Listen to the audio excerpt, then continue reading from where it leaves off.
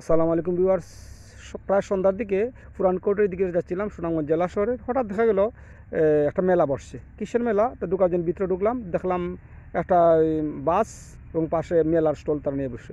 দেখলাম বই আছে, তারা বই, বিশেষত বই মেলা খুলছে। এটা ভ্রাম্যমান বই মেলা, যেটুকু লেখা পড়লাম দেখা গেল ভ্রাম্যমান বই মেলা।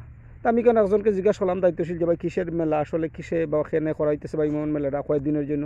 তারা বললো ভাই এটা 3 দিনের জন্য আমরা করতেছি, আর প্রত্যেক বাংলাদেশে 64 জেলায় মেলাটা বলা হইতেছে। আর বইগুলা মানুষে সহজে করে দেওয়ার জন্য, মোবাইল থেকে মানুষের বাঁচার জন্য, বই দিকে বাচ্চাগুলো আকৃষ্ট করার জন্য আমরা এই মেলাটা করছি। দেখা গেলো শিশু তো অনেকগুলো বই তারা রাখছে এবং সারও দেওয়া হয়েছে। চিত্রাঙ্গন বই, বাচ্চাদের বিশেষ করে ইসলাম মূল্যবোধ দ্বারা বইগুলো বেশি তারা রাখছে। বড়দের বই রাখছে। আর বাচ্চারা অনেকগুলো বাচ্চারা দেখলাম ওইগুলোর বড় বড় বইগুলো লইয়া করতেছে। তো ওরা বললো যে ভাই এগুলো বাবা তোমরা পড়তে পারবে না, ছোটো বইগুলো তোমরা পড়ে নেও। আর তারা ছাড় দিছে, বিভিন্ন রকম ছাড় দিছে। মেলাটা হয়েছে মূলত বিশ্ব সাহিত্য কেন্দ্রের সৌজন্যে, আর এই শিক্ষা মন্ত্রণালয়ের অধীনে, বা তারা 64টা জেলায় তারা মেলাটা করতেছে।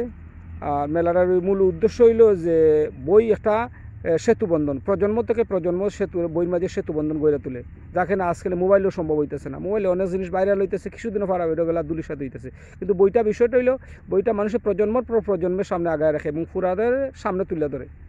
আর আমার বেশ ভালো লাগলো, সন্ধ্যাবেলা তারা বেশ পরিপাটি ছিল, এই তাদের এই জোড়া স্টলটা, এবং ডেকোরেশনটা বেশ সুন্দর ছিল। বিভিন্ন রকম সার আছে, আমি এটা দিয়ে দিছি, আপনারা দেখতে পারেন, স্ক্রিনশট নিয়েও দেখতে পারেন।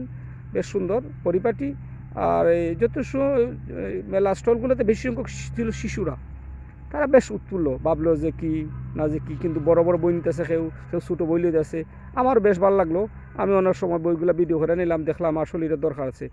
আর বই মানুষে আসলে বই প্রেমী করে। আমি নিজেও সময় খুব বেশি বই পড়তাম, এখন তেমন একটা পড়া হয় না। সো ভিউয়ার্স, ভালো লাগলে ভিডিওটা লাইক করবা, শেয়ার করবা। আসসালামু আলাইকুম।